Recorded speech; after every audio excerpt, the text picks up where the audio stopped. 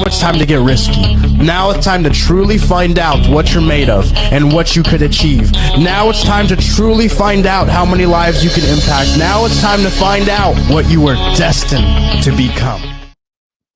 Welcome back to Raw Minds. I'm your host, Eric. And I'm Anthony. And this is episode 31. 31. Is it? Oh, we did this math the other day and I totally forgot. I can't. We always do that. It's either 31 or 32. You'll figure it out in the It'll be on the description when the episode comes out. Exactly. It's one of those. We got a really good guest, man. Yeah, we do. Go ahead. Oh, I was just gonna say, but before we get in this, I just want to say, how you doing? Good, bud. I'm all right. Tired. Yeah, but all right. How about you? I'm excited, man. I'm excited for you to come down and see this side of the Canada, I guess you could say. Yeah. Get to give you a hug, bro. Yeah, we got this episode, and then we've got one more next week, and then I'll be down. Hell yeah, man. I'll be down in a week and a half, bro. It's gonna be crazy. Wild, man. For all you guys that don't know, Anthony lives in Ontario. I'm in Vancouver. We've been doing this for a while, but never met in person. And he's flying down here on the 29th, and we're gonna have a good time, man. We're gonna film that episode, and we have another guest that's gonna come down, and we're all gonna be sitting on a couch finally. Yeah. So I'm excited for that, man. I'm interested to see what the dynamic is like when we're in the same room. You know what I mean? Like, I don't think it's going to be like insanely different, but I feel like it's going to be a lot different than this. You know, I mean, we've talked about it before where it's like we try to work out the pauses because we are virtual. Yeah. But to do it in person is going to be super fun and super cool for sure. Very, very. Well, I think I just want to say too, if you notice, my shit's a little slow here for some reason, as you can see, and I'm still fading in and out, so I gotta take my computer and get this all sorted out. I don't know. I think my daughter put too much shit on my computer. I gotta get her own so she stops touching mine. There you go. But on that note, we have Ryan. He's a CEO and creative director of Sendin. And he's all the way out in Australia, I believe it is, right? I don't want to butcher that. I think he said New Zealand. Or New Zealand. One of the two. He's gonna get mad at us here, so we'll let him do that. I know there's controversy, but I don't know much about it, so bring him out and let him clarify for everybody. Yeah, let's bring him out, man. You guys, sorry, man. Mixing up Kiwis for Aussies.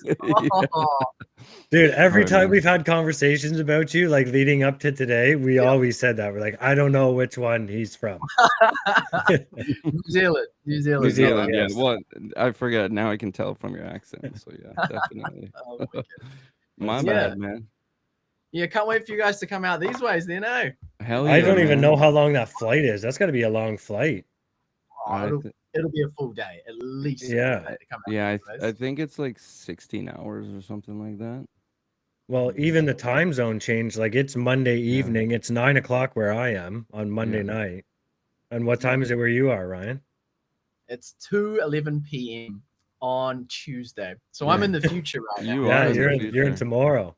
Yeah, so you can tell us what the lotto numbers are, man. Yeah, there you go. No spoilers. So go ahead, man. No, go. So yeah, man, like, thanks for coming on. We're super excited for you to kind of share your experience and your story. I'm kind of excited to have you on just because, like, we've had a conversation and I know what you do, and I think it was a couple episodes ago. I think it was actually just you and I, Eric, the one you and I did where we were kind of talking about, like, I'm kind of looking at getting off of my medication. So I feel like I personally am excited for this episode, just to kind of get your perspective on that. And selfishly, I'll ask some questions along the way. And just to kind of hear where you're at, man. So yeah, if you want to just jump right in and kind of tell us what you're all about, what's going on, your business, we can start with that. Plug your stuff, man. Go right ahead. Yeah, please do. Yeah, so I'm currently in the live as well at Sendit. So Sendit is a social enterprise that funds young adults, mental health services and resources. We do that through hosting events, having a bit of merch and apparel, like what you can see me kind of wearing today, and then doing media services for businesses as well. And all of these profits, 50% of them, all filter back into our charitable trusts, where we provide sessions to NLP practitioners, counselors, psychologists, anything that young adults can't afford, they can apply through our scholarship program and get it funded. So everything for me centers around impacting young adults. Here in New Zealand, we have some of the worst mental health stats and rates for the young adults demographic, which is severely struggling. Mm-hmm. So coming from a background of lived experience and being someone who's been through the mental health system, who's been in a ward before and knows how, I don't know, what's the right word to say, like debilitating and devastating it is without like seeing a way out to live a better life. My whole mission is to kind of come in and show people it is possible and to build a platform that allows that to happen in an easier way, so people don't have to experience the things that I experienced through my own mental health journey as well. Beautiful. I love it, man. And what's your website? Show people hit their website up there. Sendit.co.nz. So people always get the name mixed up, so I'll tell a little bit of a story about that. Back in 2017, when I founded Sendit, it wasn't the social enterprise it is today. It was a secondhand clothing brand. I was trying to come up with a name. We had to design a name in design class, and I was spitting around with different ideas, and I liked the word transcendent because it meant to like excel, do what you didn't think was better, to transcend. I loved that meaning, Mm-hmm. but I didn't like the way the word looked. And one of the concepts the teacher in the class, Miss Elms, had been telling us was you can break up words to make new words. And at the time, send it was really popular with like the Nelk boys coming in really hard. But I didn't Canadian like the boys. connotation around. Yeah, Yeah. true. I forgot they were Canadian. Yeah. That was really popular, but I didn't like the connotation so much around like with drinking. So I took the tran off Send It and made it Send It as it is today. And it kind of just built and progressed from there. It's about doing what you didn't think was possible and excelling to that higher space, which is like a mental health journey. That's awesome, man. Beautiful, man. That's awesome. And your journey, like we spoke offline, your journey and like what you did and like the festivals that you throw. It's amazing from like where it started and now where you are here now, man. It's just it's incredible story. Thank you. So do you want to kind of get into a little bit more deeper of your story and Yeah, of course. Yeah, a little bit more, more in depth about you. Definitely. So I think it's best to start at what I call the catalyst moment. Typically, I think people have an instance in their life where they either hit rock bottom or something huge kind of changes and they have to make a decision to radically change their life.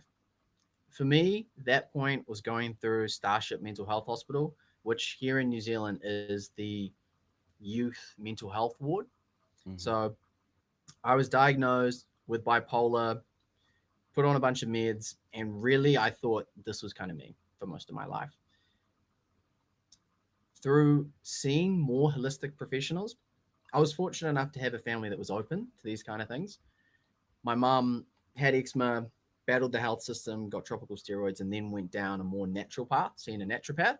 Mhm. I've always had to see a chiropractor from a young age. I've got compressed vertebrae in my neck, and I found out later in life my lower back as well. So this opened that side of the healthcare system to me. So through seeing a chiropractor, he could see I was in a real bad space and I was battling a lot and was coming out in my body as well. He referred me to a kinesiologist, naturopath, who was a pediatrician for like, I think 7 to 10 years kind of bracket. I don't know the exact age. A doctor in Hamilton called Steve Joe. He got me, tested me for a bunch of things, got me on a real strict diet. It was a candida diet. He picked up mold in my body, got me on all these specialized supplements. And then through seeing another specialist in Auckland, who was a further qualified kinesiologist, we started to identify things I needed to do and change in my life. Combining that with seeing a psychologist, counselor, and getting active and being amongst like a gym culture, this just slowly managed to get me to progress, to feel better and better and better, to get a job, to then progress through this job, to then start this business, to then now doing Send It full time. And it always disheartens me that that isn't the normal. Mm-hmm. Most people just go, oh, take your meds, go to therapy, take them for as long as the doctor says. I think you got to open to this other side of the equation that, yes, that works for some people, but it shouldn't be a be all end all. Yeah, I agree, man. Mm-hmm. I feel like we talked about this recently too, is like the common misconception that I find with medication is like people have this preconceived idea that it's like take this and it'll fix it. And it's like that's not how it works. For certain things, like don't get me wrong, like antibiotics, they aid in helping your body repair itself.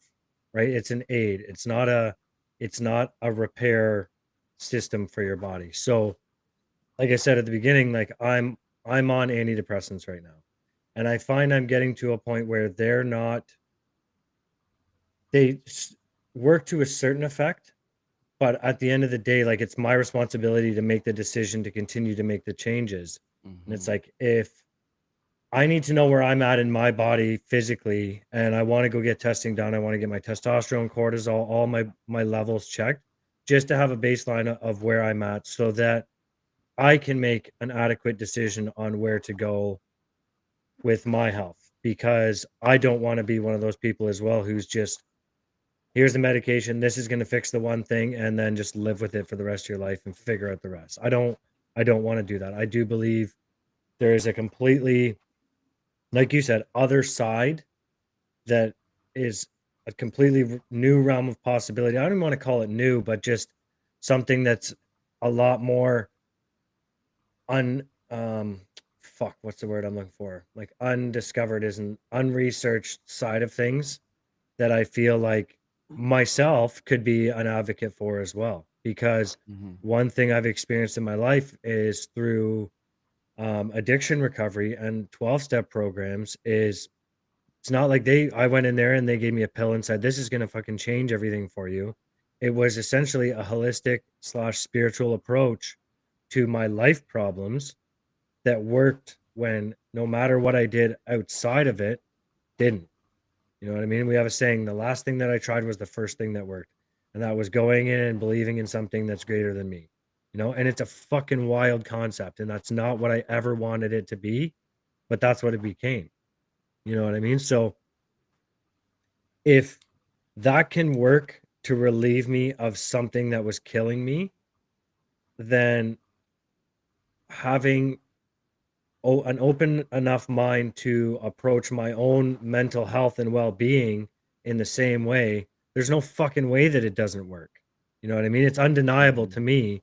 It's just getting the information beforehand so that I can understand where I'm at, if that makes sense. Definitely. Absolutely. And I think there's not a lot of information and communication about some of these alternative practices. I really don't like the word alternative.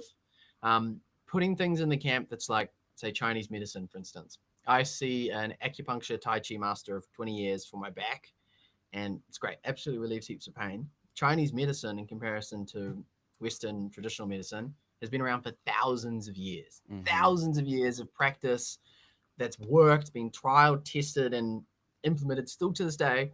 Versus modern medicine that's been here for a couple hundreds of years. Yes, with more evidence and more backing, but time and duration still adds up. 100%. And You you know get what the all that problem? backing too from it too, right? It's like over, like you said, hundreds of years, man. You know, so it's been through the test of time, definitely. You know, and then you got what vaccines that come out in like 6 months, and you don't know what's gonna happen. You know, and then look, there's a lot of people with side effects with that shit. You know what the For sure. problem is, though, is Chinese medicine doesn't pay the doctors and it doesn't pay the government. Yeah, Yep. exactly. You know what I Yeah, mean? death is one of the Yeah. biggest money makers, really. You know, and just health alone. You know, I mean, I hate to say this, man, but the more people have cancer, the more like any type of medical thing that they got to take pills on, that's more money that the government's going to make. And I've said this before. Um, what is it? Dandelions are the best thing for your heart.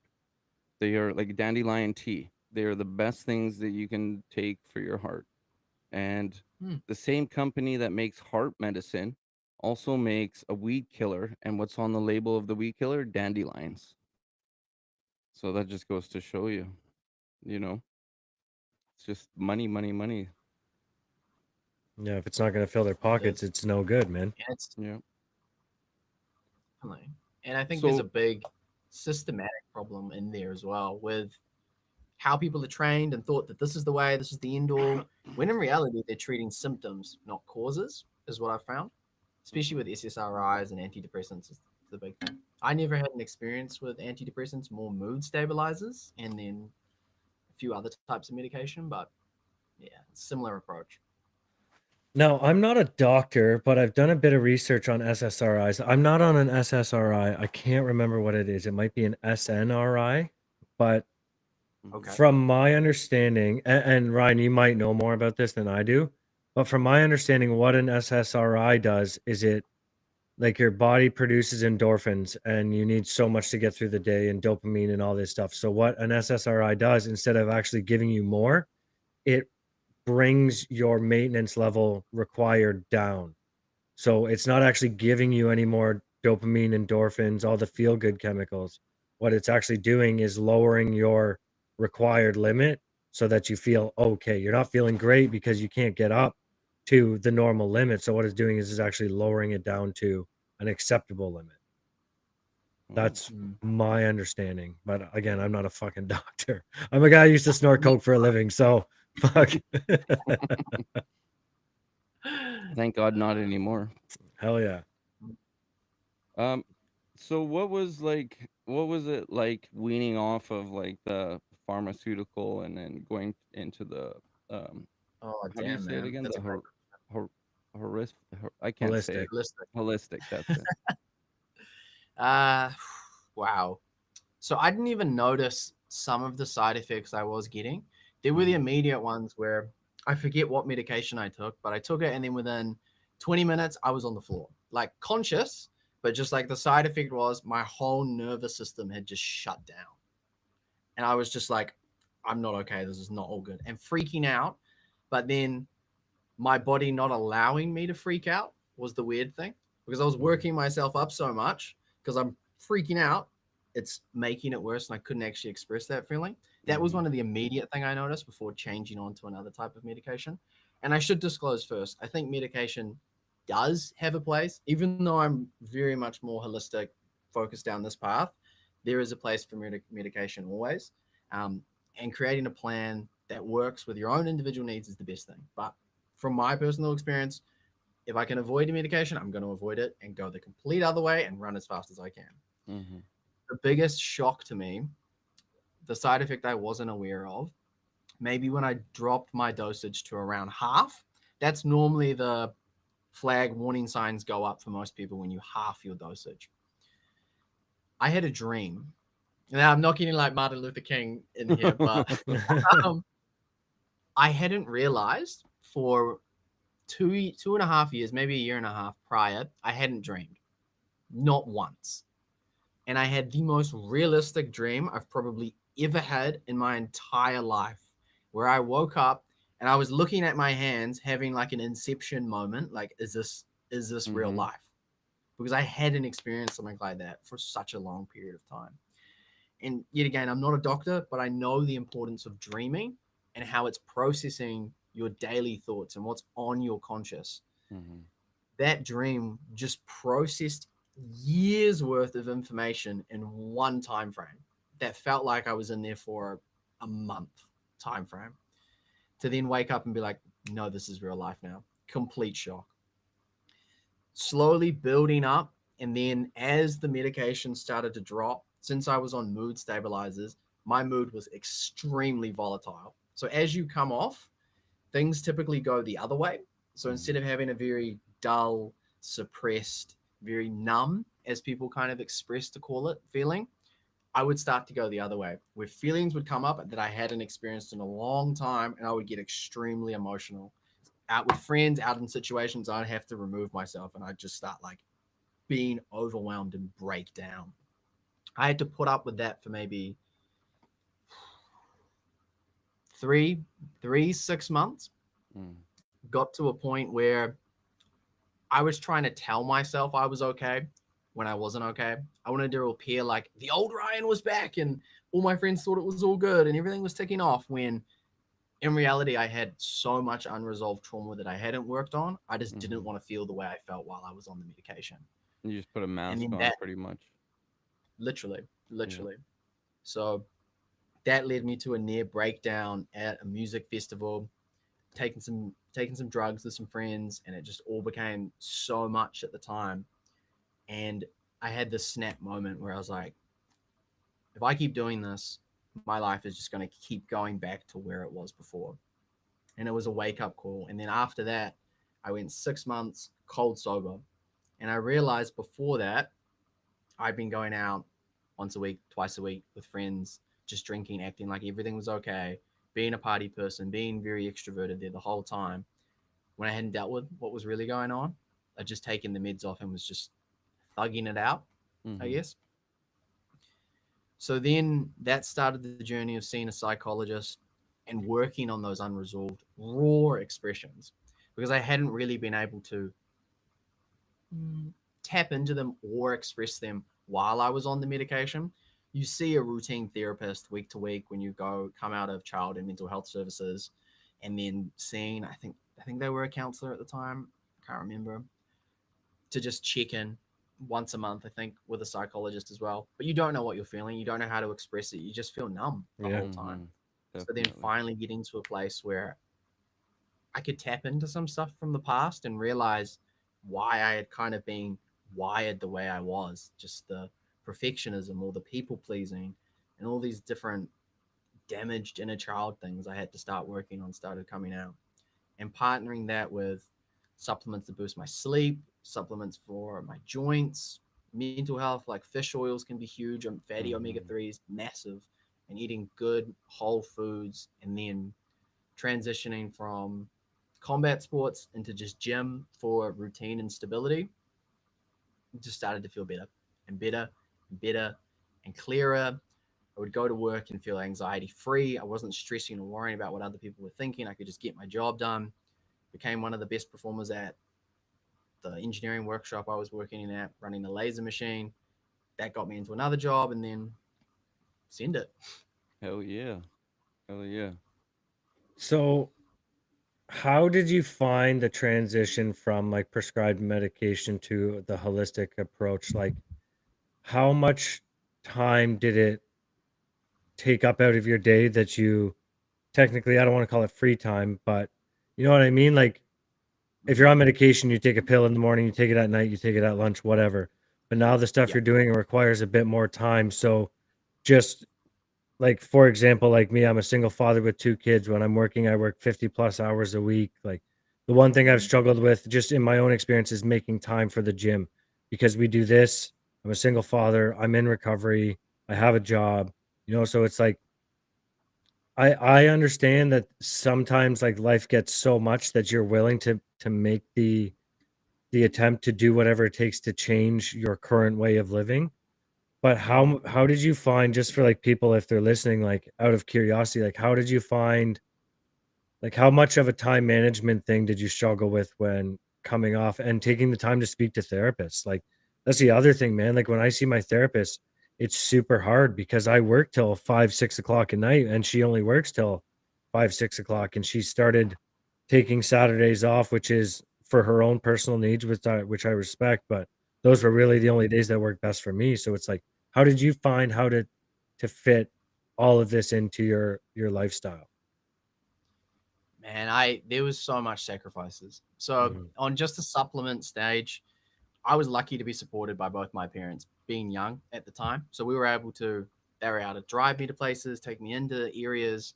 And then it got to a point where I felt guilty about accepting their help. I wanted to be the independent young male that had his stuff together and didn't want that stigma of wanting to burden someone with my own problems, I guess. So started with when I would take meds in the morning, I'd take supplements as well. Meds in the evening, supplements as well. The thing that was the hardest was the diet. The diet was actually the hardest, for sure, because there's the prep time that goes into it. There's storing it. There's making sure you eat everything in the right time, and then avoid eating foods which means if you're going to social situations with people and there's food, you're not eating that. You can't eat that. For the period of 6 months, I was basically on what felt like a cardboard diet. It was dairy-free, sugar-free, gluten-free, this whole period of time. And that was probably the hardest thing about it. The time to see a psychologist, I had to take time out of work sometimes. That was the only time it was available. I would work early and sacrifice my sleep to then finish a little bit earlier in my shift at the CNC job, to then have a phone call. And then sometimes I wouldn't even make it to the appointment. We would do it virtually, and I'd be like, oh, I'll be at home. And I have a distinctive memory of still being stuck in traffic on the way home and not having my video camera on in my car. So she didn't know I was still like driving home to have this happen. I've done that. So yeah, I've done that. it's sacrifices, man. And it's Yeah. hard. It's really hard to make that change. Yeah. And I don't want to discourage anyone from doing it, but you don't see the progress for such a long time until it just like you get this kind of click moment with things. The thing I always say, well, my psychologist taught me this. It's when we think bad about things that have happened in the past, and we get this shame, this like hateful feeling towards ourselves. Mm-hmm. We are feeling that because the person we are now would never do any of those things anymore. Mm-hmm. So it's actually a timestamp of how much you've actually grown. And you normally feel even worse if you've had such growth in such a short time frame. I think that was after maybe like, I want to say 3-4 months of seeing her. She kind of had that click with me, and I just went, whoa, you're so right. And while this was going on, is this before you started your company, or is this like in the midst of it, or was this kind of after? So at the or- time, Send It was still secondhand clothes Okay. for this period of time. It started in 2017. That's kind of when my mental health journey started as well. And it just bubbled away, selling op shop clothes and things I'd bought from like hype brands to get a quick markup on for all the way up until 2022. Until there, I'd progressed through one engineering workshop job, a powder coating job, and then working at a gate manufacturing company as their general assistant, doing sales, logistics, and admin work, which then set me up to start doing the events. We did more events. We got some funding. We did even more events. We moved into media, and now we're looking for more funding to expand and get Oh, to the yeah. next steps. We're going to So start. you were juggling your mental health at the same time as going and having this, and Yep. did you find that it helped you as well, like going on this journey, or did it add more stress? It got to a point where it gave me purpose. Yeah. There was something bigger than myself that I was really working towards. Mm-hmm. After the first event, it was awesome. Yeah. 250 people. We fundraised $2,500, put 20 people That's through awesome, NLP man. practitioner sessions. Yeah. Couldn't afford it before. And it was Sunday, caught up with friends, hadn't really sat in. Monday, I went to work, sat at my desk, loaded my emails up, and I just went, what am I doing? This doesn't fill the box anymore. Mm-hmm. That was when I realized like the Send It thing should have failed. There's no way I should have been able to organize an event like that in the time frame I had. This is the calling. This is the purpose, and I can impact so many people like myself through this vehicle. That's amazing. And I just want to say, if you guys look down there, if you click the link, that'll take you straight to his website. So check him out, show some love. So Ryan, have you gone back to like a psychologist and been diagnosed with bipolar or anything like that since your first diagnosis? So I worked with a private psychologist, and I was always badgering her, like, am I autistic? Am I bipolar? Am I ADHD? She didn't seem to think so. Mm-hmm. Last year, I had a period of burnout, firstly into the hospital, and then secondly through the ward for the first time in 5 years. And there, a psychiatrist tried to tell me I was bipolar. He was really just reactivating an old diagnosis Fortunately enough, this time I wasn't in the wards and through the mental health system and medicated for a long period because I knew what I was up to. I knew how to progress off. I knew the diet. I knew what I had to do. So it only lasted about a month, and then 3 months I was off medication again. But I don't really like diagnoses as much.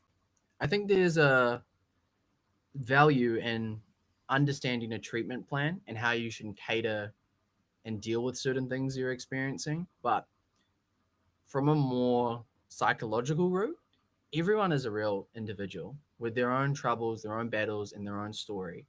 And if you're going to sit there and try and put someone in what I think is like a box with certain characteristics, it's kind of cutting out 80% of what the cookie cutter doesn't fit.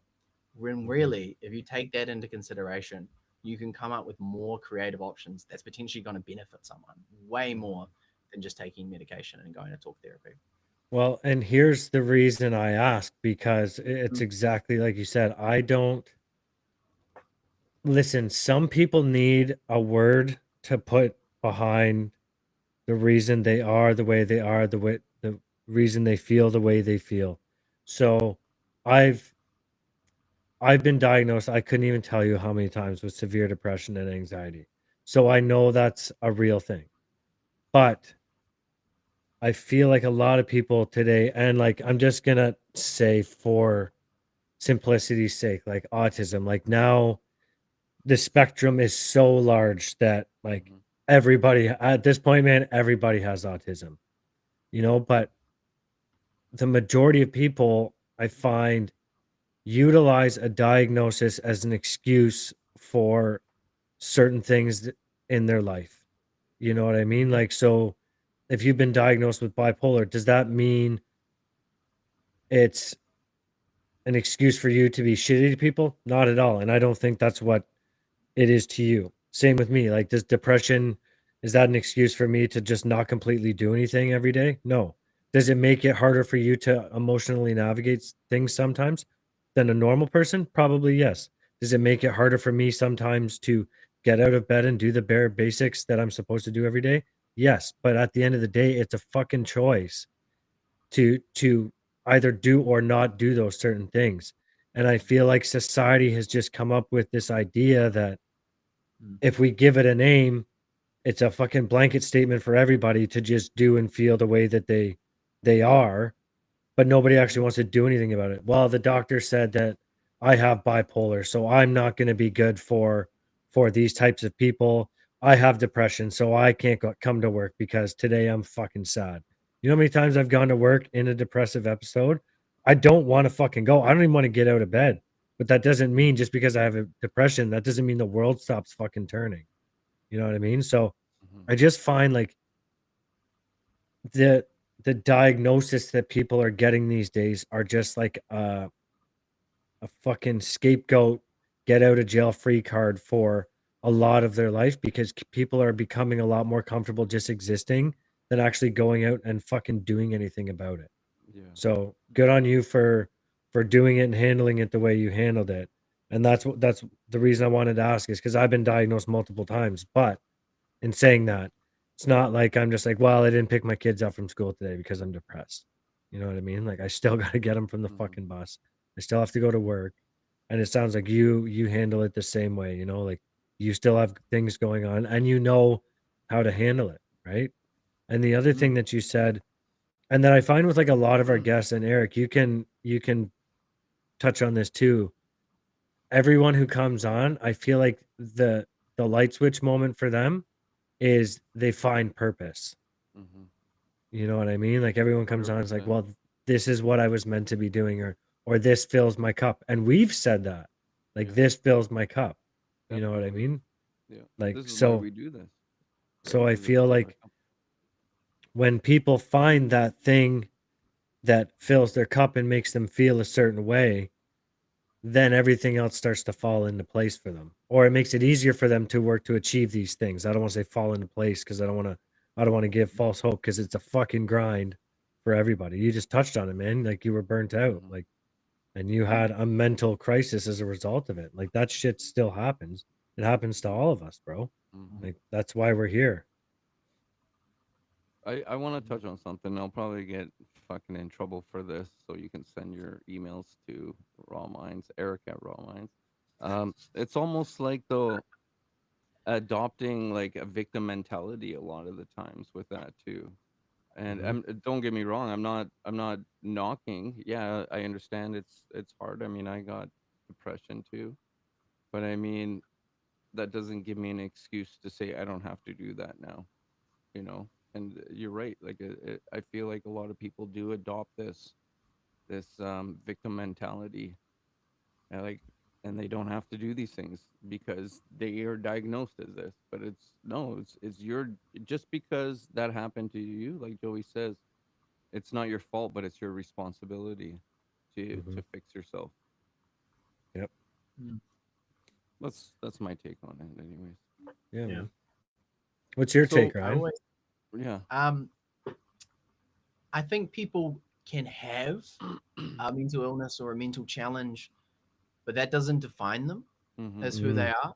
yeah. And quite often, some of those exact mental health issues or mental challenges or triggers or whatever it is can be the exact thing that pushes you to do even more.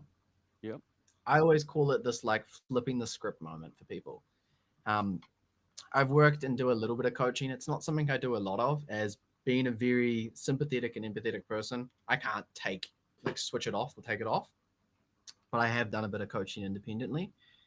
And something I worked with a client is they were saying, oh, I'm depressed. I can't do this. I get stressed out. And I'm like, but you can do it stressed and distressed, depressed, and feeling like you're not going to do it.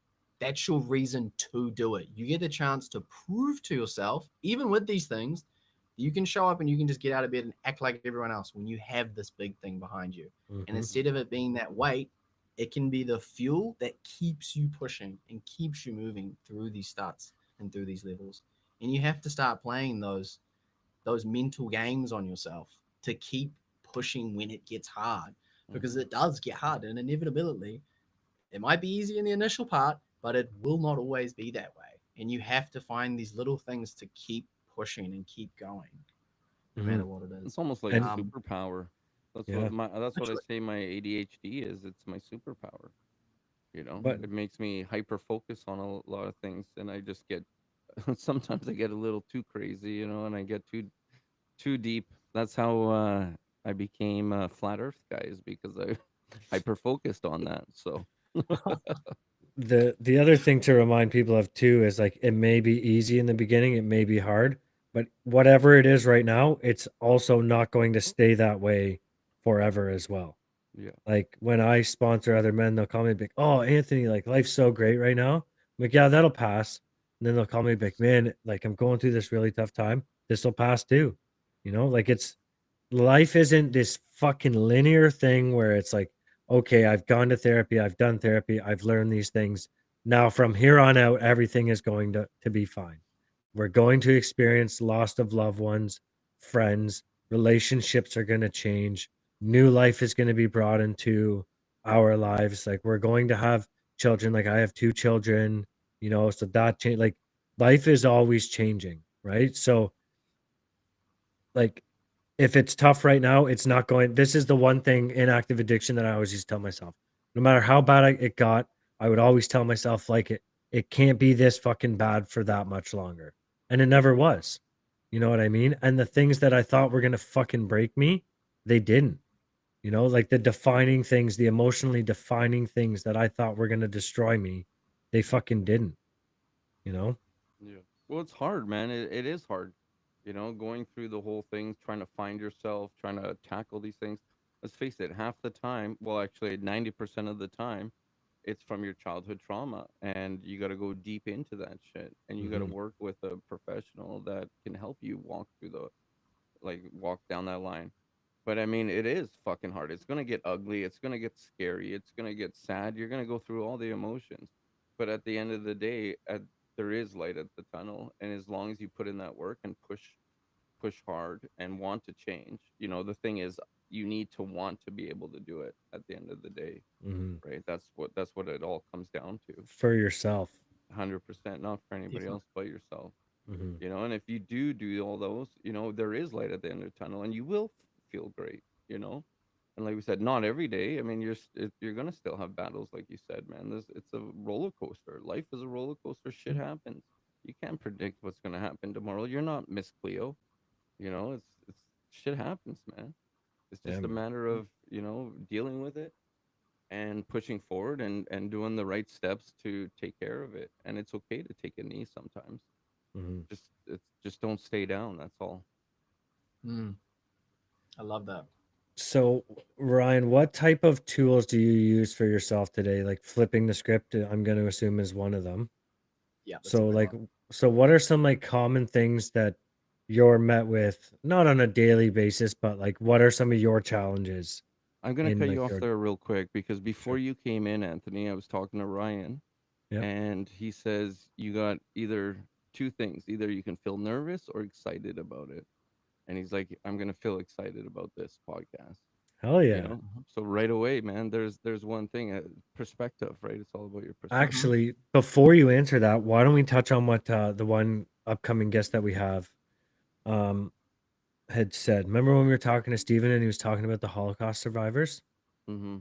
Have you heard the study that was done on the Holocaust survivors, Ryan, where they took two groups of people and one was like a PTSD group and then there was a PTG group. So it's post traumatic stress disorder group and then there was a post traumatic growth group. So it was two different perspectives on the same situation. They were both Holocaust survivors and at the end of their life everybody had said the same thing but they had worded it different. So the PTSD survivors when they came to the end of their life, they had said things like, "I wish I didn't work so much, and I wish I had spent more time with my kids." Whereas the post traumatic growth group, same experiences, they went through the same horrible shit, but the post traumatic growth group said things like, "I'm so glad I didn't work any more than I did, so that I could spend more time with my family." Mm-hmm. So it's all about perspective. I don't give a fuck what happens in your life. Like terrible shit is terrible shit, but the way you perceive it is what matters. You know what I mean? Like I did some 100%. horrible things in active addiction. I did things like I put my kids in situations they should have never been put in, but now I get to put my kids in situations where they know they can feel extremely safe and I live through those experiences so that they don't have to. And if they choose to, that's up to them, but they always know where to fucking go if they need help. You know what I mean? They're not optimal, the ones that I went through, but I lived through them so that they don't have to. That's one Yeah. saying we have in recovery, man. Like I share my experience so that you don't have to live through it, so I can tell you what it was like living through Yeah. it. Breaking the Right? chain Mm, too, right? Hmm. Starting to break the chain right there. Yeah. I love that. So yeah, like Um, what kind of tools are you into? Like what do you use? Like what's your okay. The first thing I kind of touch on that I think flows into what we're saying here with perspective, how I kind of think about life and how we work is kind of like this. Like it's a cube, right? It's Mhm. obviously not a cube, but I try to think of it like this. And each of these different points on the cube are like triggers or traumas or things that are there in life. And as you start to go through life, you're like rolling. And it's very clunky initially with these triggers and traumas and everything that's going on. And you start to get the idea, why don't I work on this? So sand it down, you work on it. And as you keep going and working on these triggers and traumas and things that pop up as you keep rolling, you start to get smoother and smoother and smoother and roll through easier. But you still got to put the work in. So the bigger process I kind of take on my own life is, where's the pointy spot? Mhm. You'll know where it is. There's always an area where you're like, oh, that I just don't like doing it. Is it your procrastination? Is it I need to get to the gym? Is it I need a diet? One of the things always causes more harm than everything else, and double down on it. Try not to do too many things at once, and then shift your perspective around it to say, okay, this is the challenge. This is what's going to improve. Everything else first is just doing this one thing and focusing on that. Early on, I would try to do heaps of things, heaps of things. Prime idea was last year trying to do media business, merch, events, content, coaching, all the stuff. You're juggling too much. You can't sand every area at one time. It's more focused to do one thing. So focus is the big one. Number two is like how you position yourselves on things. As you were saying before, nervous, excited, same feeling, exact same feeling. Something I've recently gotten into is Norwegian death diving, dodzing. Absolutely love it. Am I absolutely petrified the whole time? Yes. Wait. What is this? Norwegian death diving. Death diving, like So, jumping off a cliff. yeah. So instead of like cliff jumping where you go feet first, death diving, you jump and you're like this, going down towards the water, and then at the last minute you tuck in like this, Oh yeah, and you take no full damage. I've seen that. I didn't know what it was called. So you're into that now? Yep, very Hell much yeah. into it. Just Hell yeah. recently, I did a 25-meter jump, biggest Wow. jump so far. Hell Before yeah, that was For like, you, man. Hell yeah, I've got the video coming out soon. How There you did go. that make you feel after doing that? It's the fastest way to enter the flow state. There's nothing else I've kind of experienced like it. Being an adrenaline junkie, there's nothing where you can just jump and then all those voices, all those worries just go, and you just have to focus on land properly. I was gonna Mhm. say, I feel like you don't have a fucking choice in that moment. Yeah. Fuck. Literally, I was hyping myself up to do this jump for about 5 minutes, battling these thoughts of you're gonna get hurt, you're not gonna be able to do it. All of these things are coming in, and then I just went. I knew as soon as I started counting, I was gonna be able to do the jump. So sometimes when we want to change a habit or get something in there. So for me, I had a fear of heights. No, I would have never thought growing up I'd jump off something that high, let alone in this style of jumping. Mhm. That's why I wanted to start doing this, because I know where the fear is, or where the hardest point of the cube of your life is where you're going to get the most growth for yourself. Mhm. So I started jumping off cliffs. And that battle I had to have with myself of I'm going to get hurt, I'm not going to be able to do it, something's going to go wrong, and all this stuff, to just drown it out and be like, no, I've got this.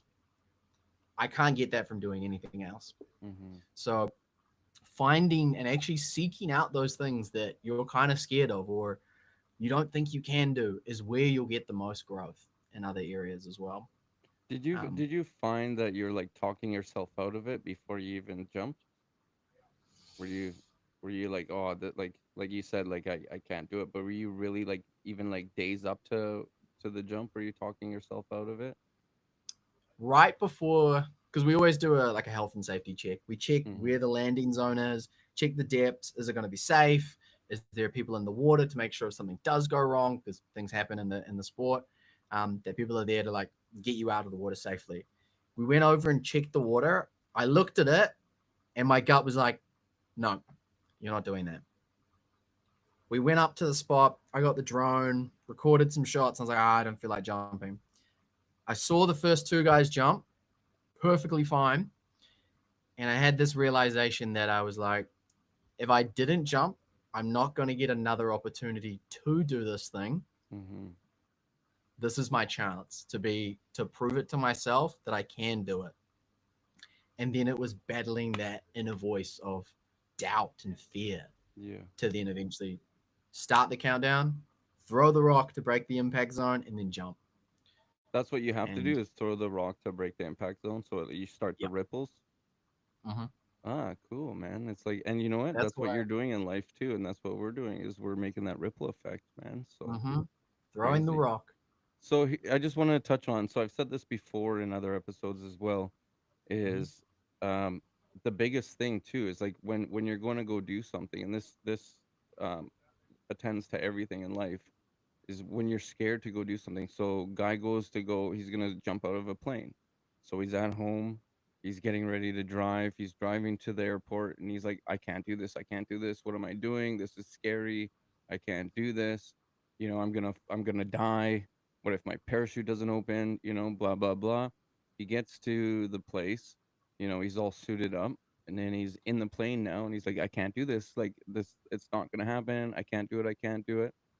By the time that he jumps and lands, he loved it. And he just, created this whole story and fear in his head, before not even knowing what's really actually going to happen.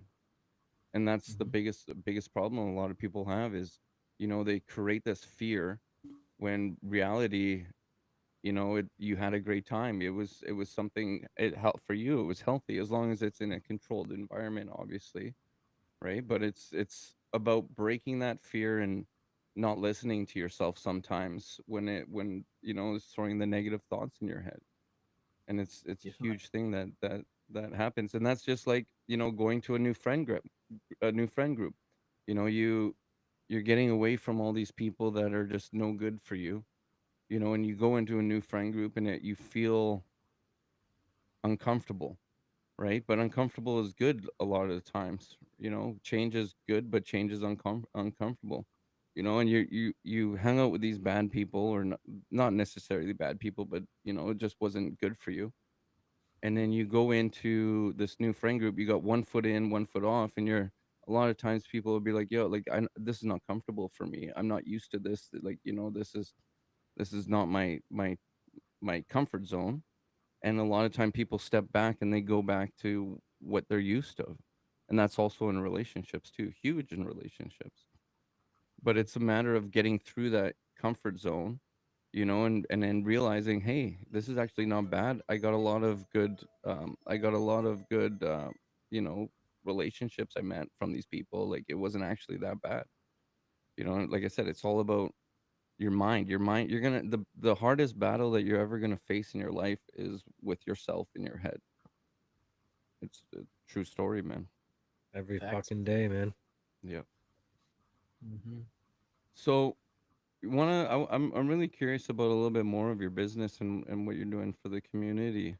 I'd love for you to plug a little bit more, and if you got some stuff upcoming too to Yeah. push out there. So if you're based in New Zealand, in the next couple of months, we're going to be having youth mental health first aid workshops running.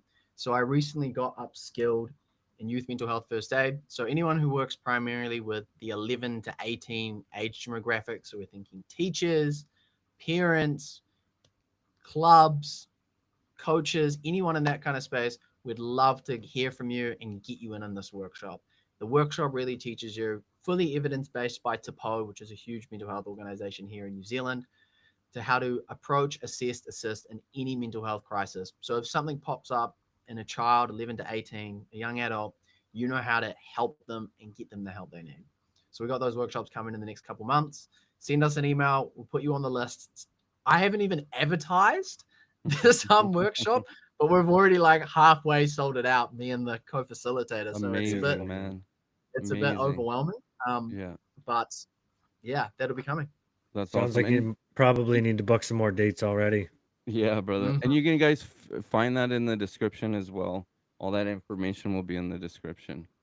And reach out, man. This is in New Zealand, not the other one. Got it you this know, time. yeah. So if you guys are out there, hit him up, man. Hit Ryan up, and let's change some people's lives and help the youth, man. Because at the end of the day, that's the future. We got to take care of the youth and protect them. They're the ones that's going to be taking care of us when we're sick. They're going to be changing our diapers and watching us in the bath. Mhm. Hopefully not, but Mm. So Yeah, I Ryan, just love. Oh, what would you say are your biggest challenges like nowadays? challenges now. Focus is always a big one. I'm very much the ideas. Oh, we could do this. We could do this, and like many things going on. Streamlining and having the direct process, and that also involves saying no to lots of Mhm. things, which is something I Mhm. find the hardest with people Well, you pleaser said you were a tendencies. people pleaser. Yeah, yeah, yeah, Yeah. yeah. Yeah, it's when someone comes to me and like, oh, I want to get this business idea up and off the ground. Like, can you help me? Actually having the power to say no to some of these opportunities has been really liberating for a lot of my time. That's the big one. So focus in deciding what I'm doing. And then the other thing that I also find hard is being able to put myself first. And then, Mm. so I know what I need to do to keep myself good. Eat good food, talk to people about what I'm going through, journal, take my supplements, and get good sleep. As soon as I start compromising these things, something else starts to fall down in my life. Prioritizing those above all else, and the people and the energy and the time I spend in the right spaces is kind of how I have that protective bubble around myself when I'm doing this work. So boundaries has been huge. And the third one, it's just skipped my mind. Oh, it'll come back to me. That's all good. I will say it is to maintain yourself and the self-care that you need for yourself is extremely difficult, and I'm famous for that too, man. Like there's been times where so for me, like my recovery, like Friday nights I need to get to my meetings, and then I talk to other people on the phone for my recovery stuff throughout the week. But it's so easy to just like fall into a very basic routine every day: wake up, get my kids on the bus, go to work, do my job, come home, feed my kids, go to bed. You know what I mean? And there's been times I had to take a month off of work one summer because the things that were keeping me well were the things that were becoming a chore in my life. And it didn't feel good. You know what I mean? Like my meetings, like I have to be there every Friday. I just have to.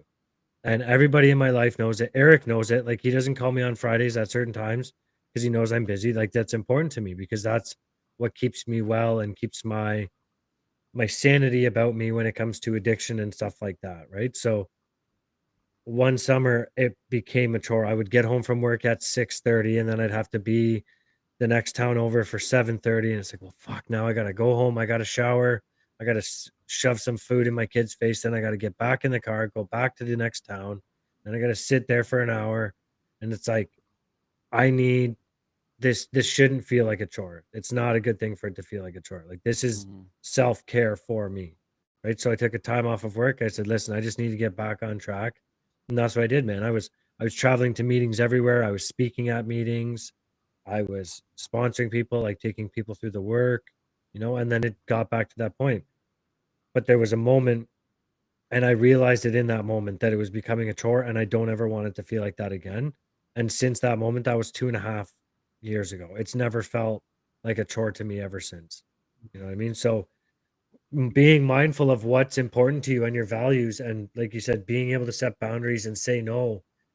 Saying no was a fucking hard one for me too, man. Like that's what I was, people pleaser. If if you tell me what you want, it makes it so much easier for me because now I don't have to fucking think. If this is what's going to make you happy, I'll just do it. I don't care what it costs me. I'll just do it because I don't value myself at a point in my life. I didn't care enough about myself and what I needed. So to completely flip the script, if you will, it's really hard to put yourself first after you've spent so many years putting others and their needs first. So saying no because it doesn't align with where you're at, or it just maybe it just doesn't logistically work at that time, and that's okay. But the other part of it too is just saying no and not justifying as to why you're saying no. You know what I mean? That's a big one too. Like not everything needs to be a long out drawn conversation. It's just, no, I'm sorry, I can't. You don't have to prove anything to anybody. If it's for your own mental well-being, just unapologetically do what's best for you, right? Yep.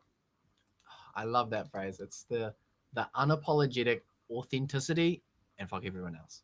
Yep. You have to run it that way. Don't put a persona on. Don't try to be someone else. Then all the things that you just bring into your life from being inauthentic are inauthentic things that you don't really want. And having been someone that's been down that path before, it's not fulfilling. It doesn't fill the cup. It's miserable, if anything. Isn't it exhausting too to uphold these different versions of yourself? Like once I learned that I was okay to be who I actually am, like it felt like there was so much fucking weight lifted because it's like, okay, I don't have to be this certain person when I'm talking to Eric and then be this certain person at work and then be this certain person around my kids. It's like I can just be me, and the people who actually love and appreciate me for me, they're not going anywhere. The people who don't love and appreciate me for me, they had ulterior motives the entire time, and that's okay for them, but that's got nothing to do with me. You know what I mean? Like I'll give you an example. So when I went to rehab back in 2021, I'm not sure if I've even told this story on here, but Oh. I had like severe people pleasing tendencies. Like that's what I was. I was a people pleaser to my fucking core. And when I was in treatment, the girls one night, because there was like 14 of us there, I can't remember how many females there were, but they're like, we're gonna do our nails. So we're like, fuck it, we'll paint our nails too. So we painted our nails, and when I got out of treatment, I knew the people pleasing tendencies that I have, and I work construction. I'm a pretty rough around the edges kind of guy. I was like, you know what? Fuck it. I'm just gonna keep painting my fucking nails until I don't give a shit what people think about me. And that's what I did. The very first day I went to work after I got out of treatment, went to some guy's house. He's like, I gotta ask you, man, what's with the fucking nails? And I'm like, I'm glad you asked. I was like, this is exactly why I'm doing it, because I have a major fear of judgment and I'm a huge people pleaser. So the fact that this is making you uncomfortable, it's making me uncomfortable, and it's almost like exposure therapy. So thank you for calling me out on it. And that's when I stopped giving a shit, dude. And then I started getting tattoos in unnecessary places, like on my head. I've got the whole back of my head done, got my hands done, my whole throat done. Like I just stopped caring what other people thought. And have I lost a lot of people along my journey of not giving a shit? I wouldn't say I've lost a lot of people. The values didn't align anymore. You And then I outgrew. became, yeah. The values didn't align, and I became okay with not having everybody in my life. You know, like if there's one thing I could teach my kids, it's like the people who you're friends with in school right now, they're not gonna fucking matter in 5 years from now. Like, don't waste your. And my kids are pretty good at it, and me and their mother get along really well, so we try to instill that value in them. Like, friends are great, but like, don't define yourself because of what your friends think.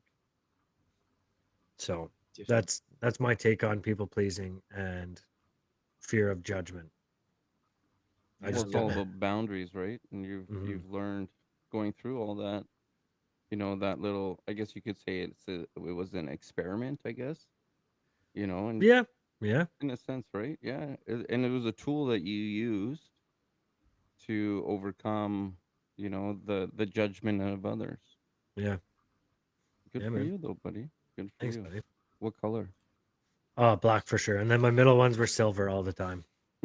I actually painted them. I went to a concert last week. I fucking painted them. I was like, shit, I haven't done this in a while. It was a metal show, so like obviously I wasn't the only one there, but I'll still do it for shit like that. Hell yeah.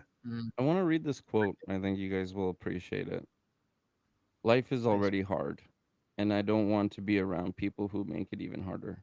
I need people who feel like home, who bring comfort, calm, and a sense of peace. That's the kind of energy I need in my life, Oh yeah. right? Preach. 100%. It's true, man. You know, you are who you hang out with at the end of the day. You know, you're gonna hang out with people that are always down. They're gonna suck that energy out of you. You know, so eh, on that note, you don't want to be around those type of people that it's just while you're in your life changing. Fuck, I'm lost for words here. Now it's my turn, Ryan. Um, your journey, I guess. You know what I mean? You want people that's gonna bring you up. You know, so if you are going through your journey, evaluate who you have in your life, and doesn't mean that you can to get like tell them fuck off, never talk to them again. But focus on your shit. You know what matters, and take care of yourself, and create those boundaries. So what? You know, they go out, they're going drinking. You think you're gonna miss out having a hangover the next day? Fuck no. Go home, work on yourself. You know, that's what's the real journey, the real battle is. I got a stupid fly flying around here. But yeah. Yeah. Um do you think it's time for the question? The I have question. another. Yeah, I have another Go ahead. question too. Yeah. And Oh, I've been I remembered what the final point was. So I'll add that yes, in and then Oh, ask you the sorry. question. Yeah. go for it. The final thing that I've had to learn, and this was probably the hardest thing that required me going through burnout and all the way to the ward last year to actually realize this, is you actually need to accept help. Mm-hmm. There gets to a point where it's not that you want the help, you actually need to surrender and be like, Yeah. okay, I need help. Yeah. You get to that point where you're like, doing as much as you can, pushing everything. You have to allow other people to help you, because we get to this frame like me, I'm a perfectionist. I love being in control of everything. So everything has to be done right. So it's all ticking off. And like, I've got this routine, it has to be perfect. Letting someone in to help you with that and letting go of some of that control when you've been on this journey and you're starting to get these little breakthroughs, one of the hardest things, but one of the most essential things at the later kind of stages are found, later stages of a journey, is doing it with the right people and understanding who's the right person to do it with, but also actually bringing the walls down and letting someone help you with that process Mhm. is hugely fundamental, I think, as well. Fucking Definitely. right, man. I've said it Definitely. before, man. Nothing changed until I was willing to accept the help. Yeah. I did whatever I could within my power to a certain point in my life, and eventually it just got too much, and then I needed help. And when I actually shoved my fucking pride and ego aside and accepted that help, that's when things really started to change. And learning that help is okay, and it's not a knock on your ego, it's not a knock on your pride. Everybody needs fucking help at some point sooner or later. Yeah. Well, that's a great fucking point. Thank you for making that Definitely. point. And Mhm. as men too, you know, we don't like asking for help, right? That's the biggest thing is, you know, I'm fine, I got it, it's okay. You know, you bury that shit. But then Mhm. that's when shit happens, man. You know, so like you said, we have to. You have to Mhm. reach out for help. It's just a And it's matter weird of that, oh, sorry. no, it's all good. It's just all I'll say is just a matter of, you know, feeling getting to that moment, I guess. You know, sometimes it takes a lot to get to that moment, and it's usually your make it or break it. That's when usually we start reaching out for help, but we got to start reaching out for help before that. Mhm. We lost too many Mm. brothers out there, definitely to suicide, just from that shit, you know. So look out for your brothers and sisters. Mm. Look out for the people in your Hundred space. Mhm. percent.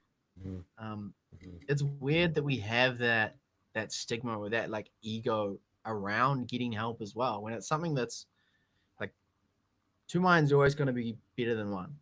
Mm-hmm. Like, you're going to have more ideas, you're going to be able to collaborate in a better way if your interests and purpose align on something. So I don't know why we still have that kind of, oh no, I can do it, I'll figure it out, it's sweet, when you actually, it's faster to do it with someone else. um, Sometimes the lone path can be good, it can be liberating for some people in some situations, I'm not going to deny that, but most of the time, sometimes a different perspective or just a companion in the journey is all we really need. Yeah. Yeah, Or like exactly. Joey was for me. He just someone to hold space. You know, we didn't even talk. I just needed someone to sit there beside me, just to hold space. That was it. Mhm. And help can be different types of way. I mean, we have Jenny in our chat right now, and she does sound baths. You know, and that helps. So that's for you, Jenny. She's coming on our podcast here soon. But check it out, sound baths too. You know, it's like there's all these different types of way that you could reach out to help yourself. You know, it just doesn't have to be counseling. You can try other things. You know, there's so many different things out there. It's just got to find what works for you. Mhm. Yeah, you can listen to the Raw Minds podcast. Hell yeah, you can. Oh yeah, you Hell can. yeah, we love that. And if you're on the other side of the world, you can reach out to Ryan. Yeah, Mm. definitely. Well, I think it's getting that time, man. Question time. Yeah. I'm gonna ask a new one first. I was actually gonna talk to you about this, Eric, but I never got Fucking, to. you don't have to talk to me, but you're my No, brother, I man. like I Best thing know. ever, bro. I know. So what's your definition of home, Ryan? Ooh. Ooh, that's a really good question, Anthony. Fuck yeah, it is, man. I'm blown away right now. Wow. Okay. Um. Hmm. A lot of people think home is a place. Some people think home is a person. I think it's a feeling. I don't think of home as this physical thing. I think it's when you go somewhere, whether you're with someone, whether you're alone, and you just have this feeling of safety, Mhm. comfort, and serenity kind of all at the same time. and you feel almost at peace with what's kind of Mhm. going on within yourself. Um, Coming from a home that was very explosive, let's just say is the word I'll go for. I didn't really feel at home, even like where I am now with family. The city doesn't feel like home, but there are instances with people and instances when I just feel aligned with the passion and aligned with the purpose, and it all kind of doesn't matter. Those are the little instances where I think I'm at home. I feel at home right now, brother. Mm-hmm. Me Hundred too. percent. This is what, for me, this is home. Doing this, Mhm. paying it forward, pushing it out there, making the ripple effects, and hopefully changing lives and having great conversations and meeting amazing people like yourself all around the world. What better thing to do on a Tuesday for you and a Monday Yeah. for us? You know what I mean? Yeah. It's Yeah. magical, man. Without this podcast, we would have never met you. Without your journey, you would have never met us. Everything happens for a reason. It aligns, and when we come together and do these magical things and want to help people, what better thing to ask for right there? I just got goosebumps. Second Amen. question. Here it What's your is. message? What's your message to the world in one sentence? Two heavy duty ones just to finish her off for you. Yeah, a message to the world. Just send it. Fuck There you yeah. go. I love it. Fuck yeah. I love it, man. Well, Right you on, want man. to we're just getting to the end here, but you want to plug the shit out of your stuff one more time, man, for everybody? Yeah. So check us out. TikTok's the main platform I kind of use at Send It. Check out our website, sendit.co.nz. Send me an email if you're someone who's a passionate mental health advocate, or you got a story that wants to be shared, or you think you can connect with Send It. I'm always just a message or an email away. Looking forward to chatting. Awesome. Beautiful. Well, I just want to say thank you, man. It's been an honor. I was awesome meeting you. You're family now, so like we Mhm. say to all our guests, you're fucked. We're part of your life now, so too bad. Mhm. Yes. But yeah, man. I mean, and I would love for you to come back, and talk about more stuff that you got going on, and maybe after even these workshops, and push that out. We'd love to have you back on, man, Yeah. and Yeah. and just find out more of your story of what you're doing in the future here for everybody. Maybe we will do that. Maybe we'll have you on back off after your workshops because you said that's a couple months, right? Yeah, couple months. Yeah, I think that'd be great if we got you back on after and you kind of let us know how that went and like what you found throughout the process of running that and how it all went. I think that'd be great. Yeah, Cool. So we'll stay Yeah. in touch and we'll get you back on in a couple months for sure. hell yeah, Um, man. Forward to it. It's And been I a just pleasure, want to say guys. thank you, man. Like it's I have so much honor and pride for you to come out here and talk about this and Aw. be vulnerable, man, and push this out, mhm. man. I have a lot of respect for you to do that, and we respect you and love you, man, for that. So I just want to say thank you for Yeah, giving us thank the you. time. Yeah. It goes both ways, Eric. Like, there are a few people I've met that hold platforms like this with such value to the people who are going through it. And this is a real special thing you've got going with Raw Minds. And it's Thanks, great to man. be a part of the family. And I can't wait to see where it goes. Thanks, Thank you, man. man. Thank you. Appreciate that. Well, we got some stuff coming up here in the future. Like I just want to touch on this. We're doing a hoodie giveaway. Anthony, this is your baby. If you wanna, I don't want to step on your toes. No, go for it if you want. Yeah, you know. Um, we are doing a hoodie giveaway. It's valued just over $300, but you don't have to pay for that. We want to give that back to all of you listeners, whoever is the lucky one that wins that. We're gonna work out the details here pretty soon. As soon as we get the hoodie, it's in the works of getting made right now. So when that pops up, just keep your ears perked. Let's just say that. Keep Mhm. your ears perked for this giveaway, and hopefully you win the hoodie.